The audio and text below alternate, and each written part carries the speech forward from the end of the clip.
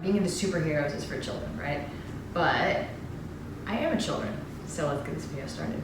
I like the outdoors, I don't ride a lot. Yoga and wellness, I'm living in the fairy world now. We are at Rivendell, we are here, we've gotten here, we've arrived. I don't watch TV, but Loki, my friends. I have been obsessed with Loki for a long, long time. I left a lot of that behind me as I ran into spirituality and like living in this earth. Sci-fi and fantasy are the epics of like this era. Humans have always had gods and goddesses. The superheroes and a lot of the fantasy and sci-fi characters are faces of and embodiments of either actual gods or fairies, or they remind the humans that are witnessing them of the gods and the angels. Indigenous peoples have always told stories. When the stories are told, it uplifts a sense of morality within people that is really important.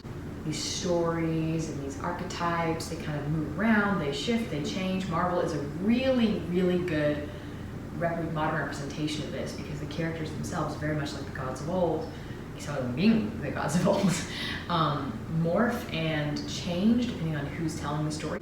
And for me especially, when these epics are tied to older figures like the Norse god, that gives an even stronger string of like this hope and this attachment. If you want to talk about neurodevelopment or neuroplasticity, chords are actually formed in your mind to a connection to something. It could be the divine and the spirit realm. And multiple people having the exact same experience, spiritual experience, at the same time, radiates energy. When you look at someone and you will have the same experience at the same time, there's a mirroring effect, a vibration, some would say, where you feel something, they feel it, and then you feel it intensifies like a million times a second, and then you raise energy. And that's what a lot of witchcraft is. Circling is raising energy, a bunch of people experiencing, chanting the same thing at the same time, feeling the same feeling at the same time, summoning specific entities. Anyway, all that to say, Loki and I have a very strong bond. When I was first online in my early 20s, we started looking up like fan fiction, writing role plays with other people with these stories.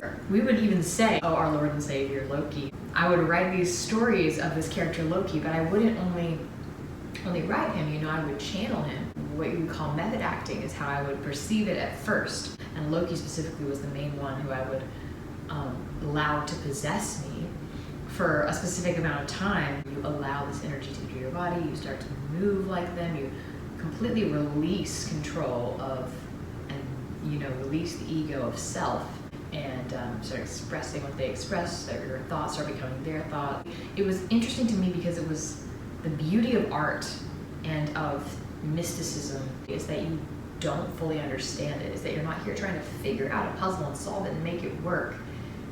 That's the opposite. You release control to the universe, you feel something, and then it teaches you, and you allow it to teach you. You don't teach it. I was just allowing him to come through with me because this is what my body and my spirit was wanting. Self-analysis now, I can look back and be like, oh, you know, okay, you don't even want to know. I would write, I mean, that's when I first discovered my sadism, right? Because there's definitely some sadism within those early Loki scenes. Oh, we covered electrocution. We covered knife play. Oh, just everything that a repressed, sexual, queer, religious, in a religious environment does. You want collars, you want orgies, semi-incest, you name it, right? We got it, but it was all so important to me. It was a very, very sacred thing. Loki would only do what Loki would do. And sometimes people would play with me and be like, I want you to write Loki doing this. He would do what he would do. I had no control over this character. He was real, and I was simply channeling. I didn't have the words to describe it at that time, but I was simply channeling. Oh, through expressing through his skin and through his freedom and through his bold rashness and just pure villainy, I was freed a lot as a really repressed kid, right? My pain and my discomfort with the restrictions being placed on me, right? My body starts freaking out. It starts having pain, and you know, I don't know how to deal with that as a teenager. In the world of Loki, oh fuck. We get rid of that shit, right? We do what we want.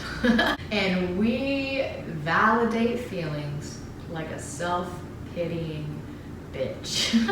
You killed a few people? Well, you had a troubled childhood. The Loki fandom was relentless in their understanding and their mercy and grace because they were going through it, right? And Loki was a vessel, and he's still a vessel. I enjoy ecstatic dance, where I go and I channel the gods, and I worship the gods, and we move through these phases to release trauma from the body. And one of my early phases in dance, when I start dancing, is the mischief gods. And very, very often it's Loki who comes through first, because I'm so caged within my own body that a sadistic, self-obsessed, like narcissistic, bitter energy that just fucks everyone to the point of, fucking everyone,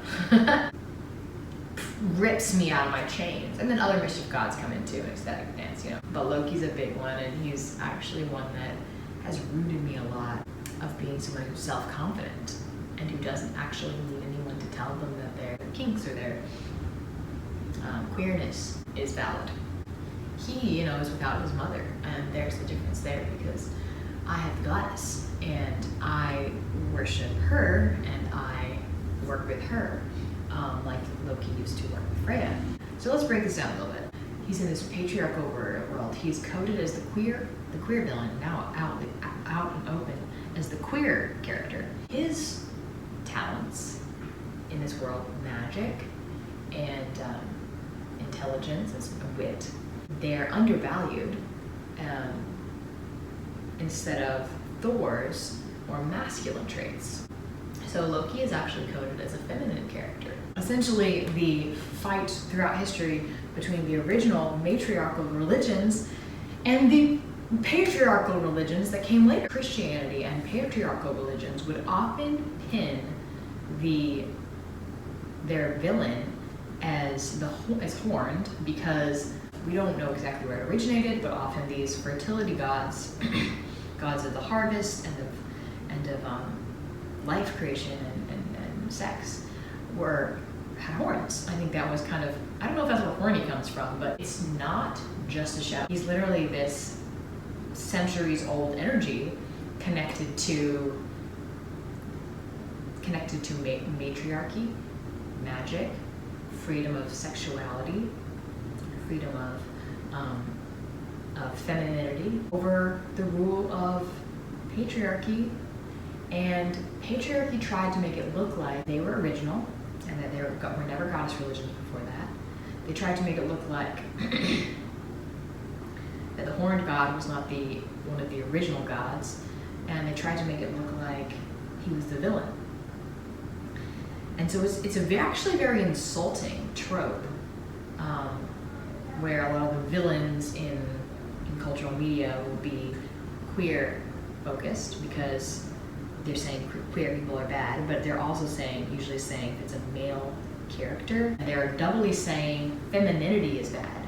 And Loki is a very, very clear example of that. They're showing femininity, what he expresses, as opposed to Thor's masculinity, as being villainous, which he was in Norse mythology, but he's also in the Marvel films. Witches, while we're on the subject, would actually just be people, often women, because women used to be the priestesses and the leaders of many indigenous religions. And then when these patriarchal people would come through and make their religion the primary religion and kill the horned gods and the goddesses, in the Bible that would be Baal and Asher. The goddess was Asher. They tried to make it Asher seem male in the Bible because they didn't even want you to know that there had been a goddess.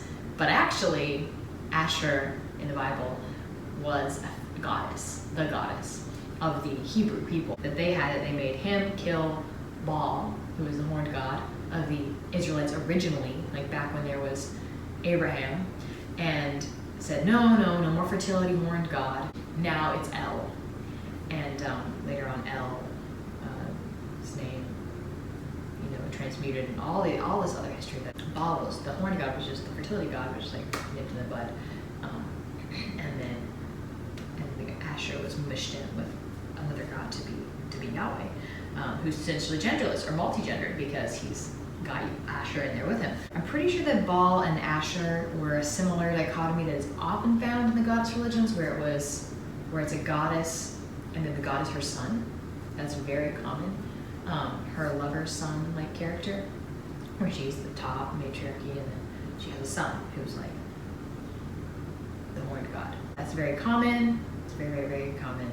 In fact, it's one reason why Catholicism has Mary and then Jesus as the main tropes, because a lot of societies, including traditions in Mexico before Spain invaded brought Catholicism, they had a goddess and a son who was the god. So they kind of put on top of that, well, just make that Mary and Jesus in order to kind of map Catholicism onto the pre-existing goddess original religion. When these patriarchal religions would come and take over and kill the Lord God and make him their devil, people that would live out in the countryside would still practice their religion. They would still try and practice the religion that they were practicing before the invaders came. And oftentimes those would be women, because women were the priestesses, were the medicine people of the villages before men came and took over. So they would be called witches, because they were practicing the old religion. Everywhere they would go, that they would conquer, there would be these priestesses still practicing their religion. And so those would be witches. They would be servants of the devil, who was really just the old god who was in charge of these people before these patriarchal people came and took over. An entire culture that was healthy and vibrant and free sexually, and women were free, and we were in touch with the land and our bodies and thriving, is constantly suppressed.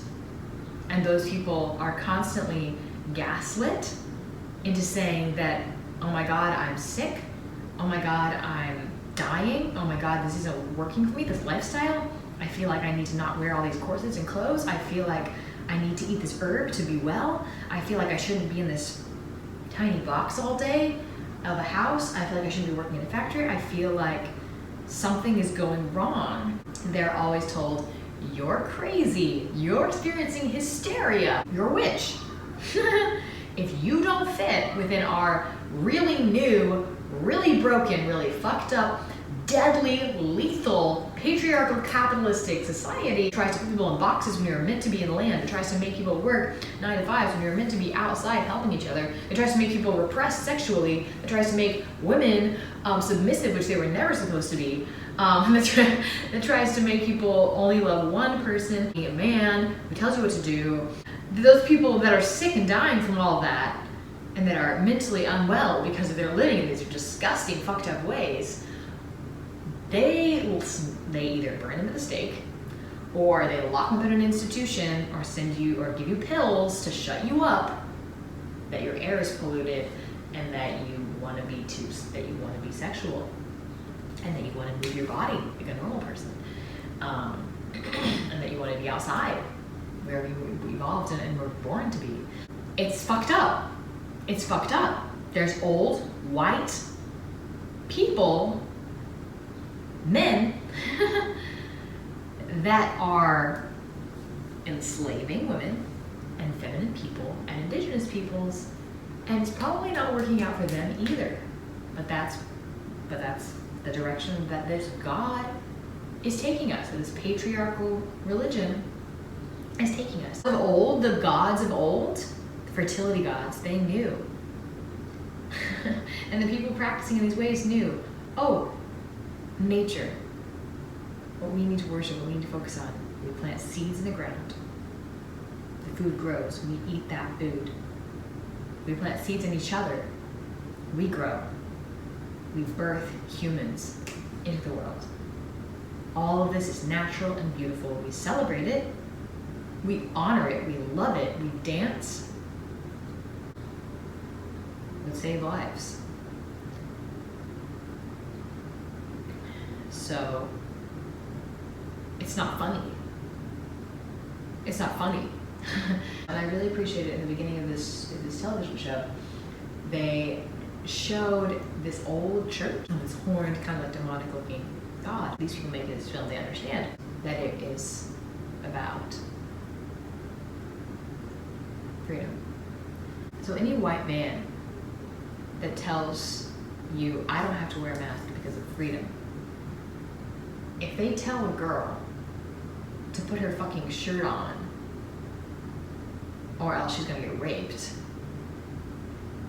but they are fine to go topless, what kind of fucking freedom is that? What kind of fucked up freedom is that? You don't know how I get bullied for not just being queer, but for being a witch. And it's nowhere near as bad as it would have been a few years ago, thank God. But it's no joke.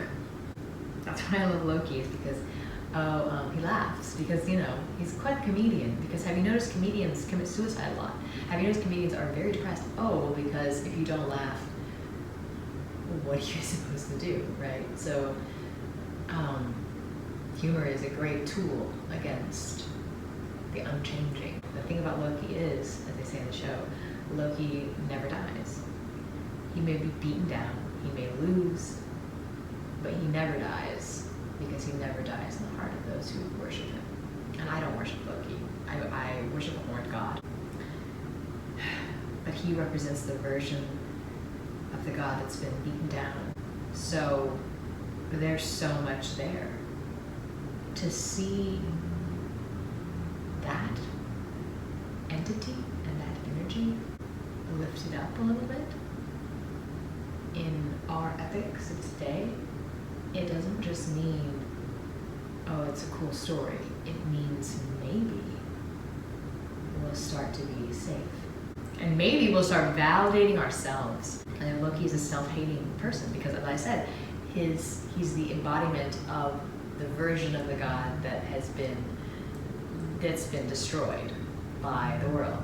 So he's self-loathing, and you know, as a coping mechanism to that, self-aggrandizing, which actually many people who are queer, who are beaten down, experience bipolar disorder. And I don't know, I don't have the facts and the data, but a lot of women and a lot of people that are being beaten down experience it.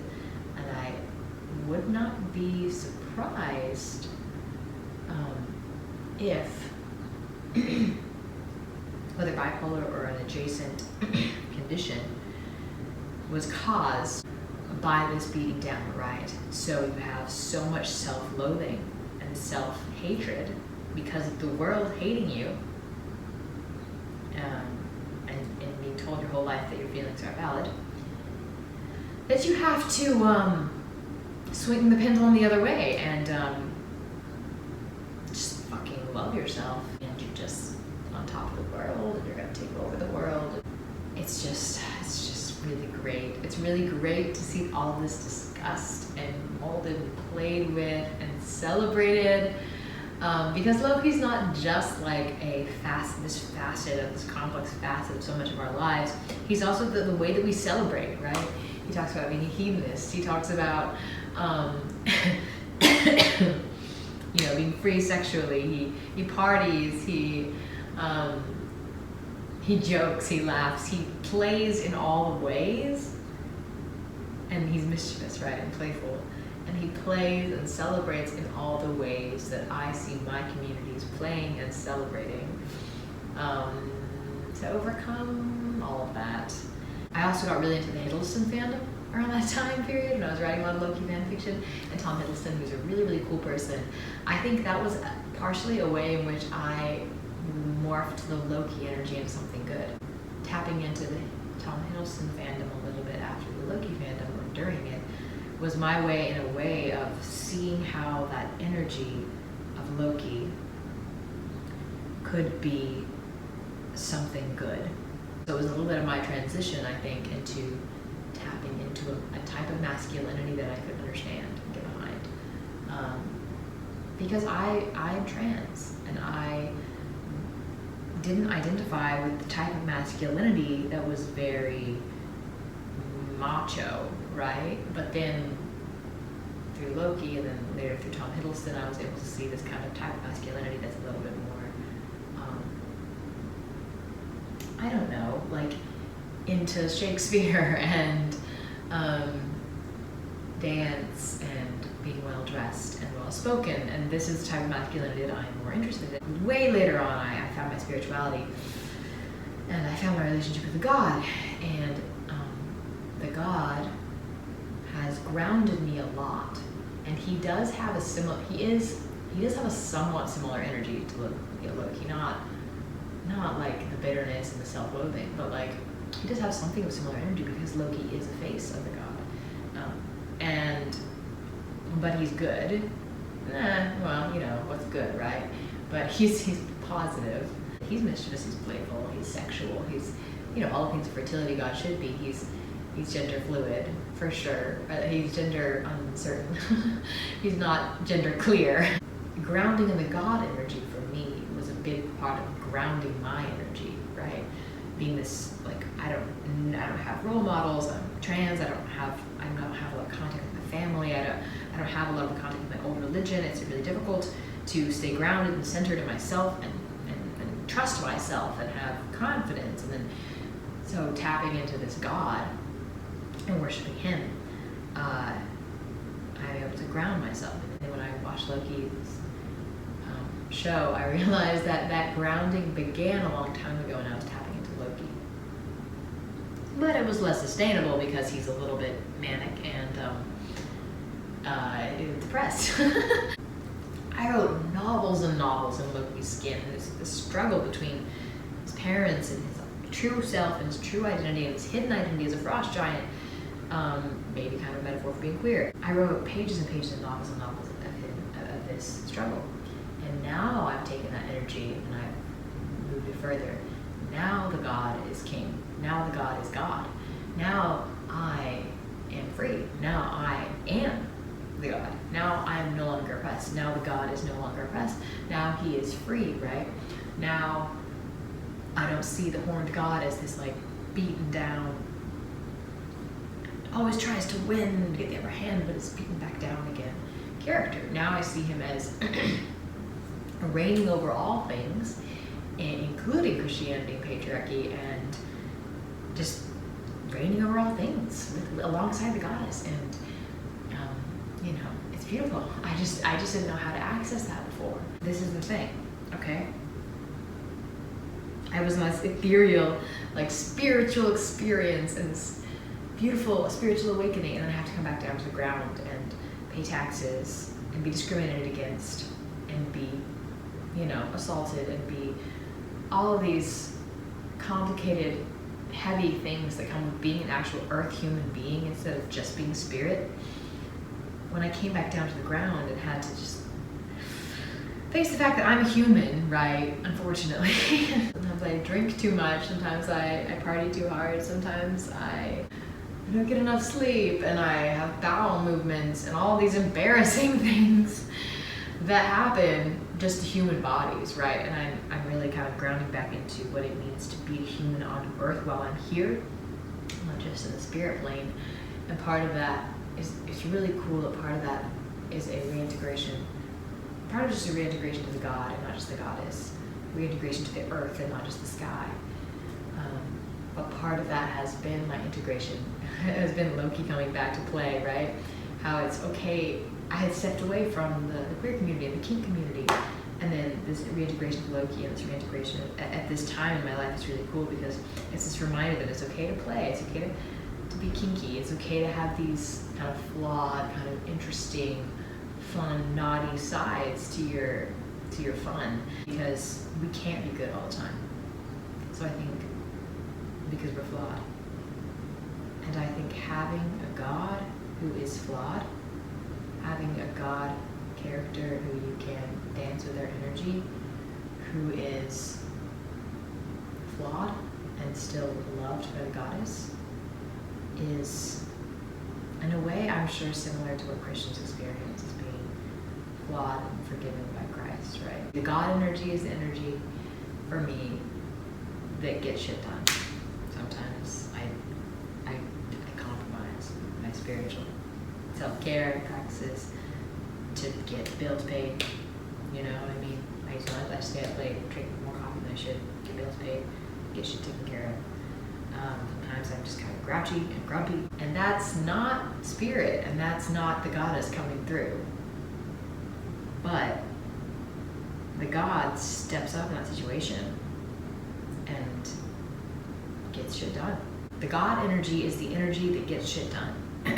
The goddess energy is the energy that is just bliss. It's just there. When I'm sitting with the goddess, I just receive her. It's everything. It's the presence. And when I'm sitting with the god, you know, it's just a different energy, isn't it? So I watched the last episode, right? And Loki starts to fall for the female version of himself, which is so Loki. And if you've seen Doctor Who, you know the Master did the same thing. But with Loki, it's different. A little different, just a little bit. He's a self-loathing character.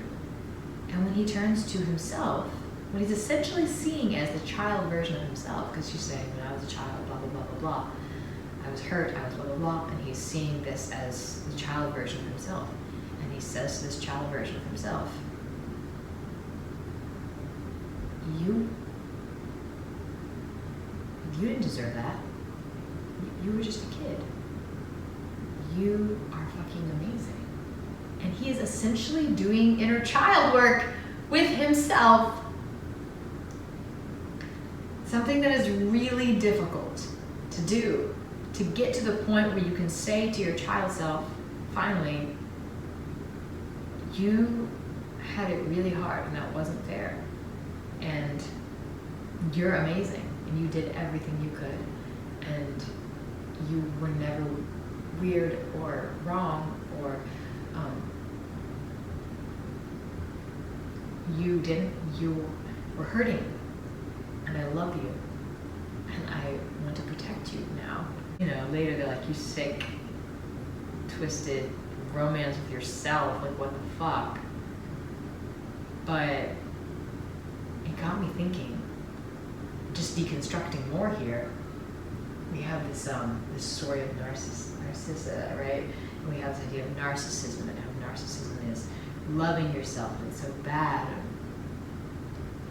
The story of Narcissa is not about the current idea of narcissism.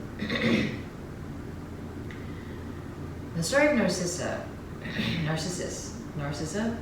the guy who looks at his reflection in the water and then he turns into a flower because he's obsessed with himself, that is not the story of someone that loves themselves. That's the story of someone who can't stop looking at themselves.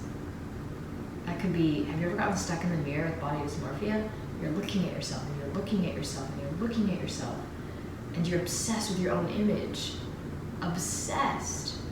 That's the ego. That's not loving yourself necessarily. That is just having all of your focus on this body as if this is all that there is. And then the opposite of that is understanding that we're all one, and that when I truly love me and when I truly love you, I truly love us. And oftentimes when you're looking at yourself all the time, it's because you're obsessed with your flaws, actually. Because when you truly love and forgive yourself, there's no more need to keep gazing. When that Nexus event happens, right, when he says that to himself and feels his love for himself, I believe, now we haven't finished the show yet, right? But at the Nexus event, they don't really know why exactly the Nexus event. They think it was a Nexus event, or for those who haven't seen it, when he starts to love himself and he holds his own hand, this huge branch of the timeline starts happening, being like this crazy, impossible branch of the timeline, right? And so I'm like, well, it's because he can't be with himself, right? That doesn't make any sense. So it's going to mess with the timeline. I wonder if, I would love to have this happen, it would just be like, oh, I would cry so much, but I wonder if the Nexus event happens because Loki actually loves himself. And if Loki loves himself, as they explore a little bit later, actually, the scene with him and Civ, and him talking, they're talking there. If he unwinds this and actually loves himself, his child self, and forgives himself, well, there's no need for that pendulum swing anymore.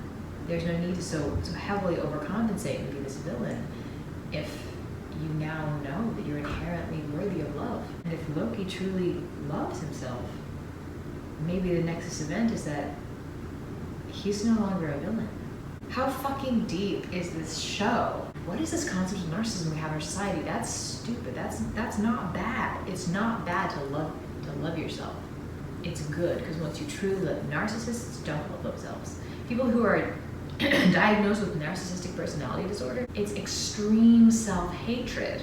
I think most people who are diagnosed with actual narcissistic personality disorder, it's extreme self-hatred to the point where you cannot admit you did wrong because you hate yourself and you judge yourself so harshly that if you ever did anything wrong,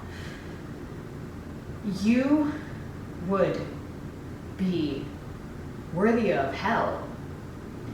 So you have to be right all the time.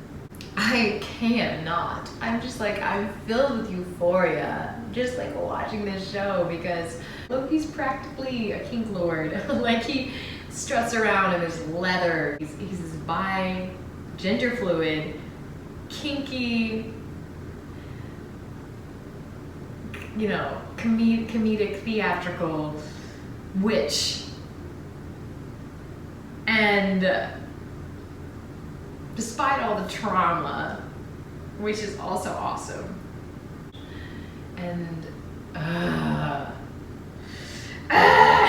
so yeah, watch Loki if you haven't. I have chewed your ear off enough.